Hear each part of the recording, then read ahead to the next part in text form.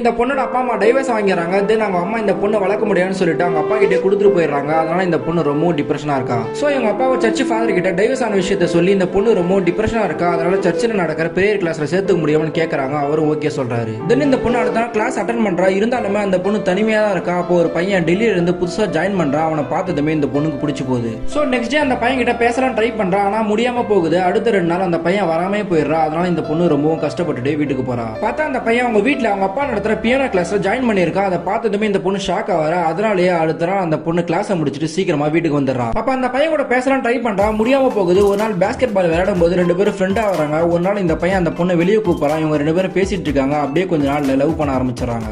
இந்த பொண்ணு ஹாப்பியா இருக்கிறத பார்த்ததுமே இவங்க அப்பாவும் ரொம்ப ஹாப்பியா வராரு. ஆனா ஒரு நாள் இந்த பையன் நாளைக்கு நான் டெல்லிக்கு போறேன், திரும்பி எப்போ வரும்னு தெரியாதுன்னு சொல்லிட்டு அந்த பொண்ணு கிட்ட லவ் சொல்லிட்டு போறான். ஆனாலும் இந்த பொண்ணு அந்த லவ்வால டிப்ரெஷன்ல இருந்து வேலைக்கு வந்து ரொம்ப சந்தோஷமா இருக்கா. இவங்க அப்பாவும் சர்ச் ஃபாதர் கிட்ட சொல்லி ரொம்ப சந்தோஷப்படுறாரு.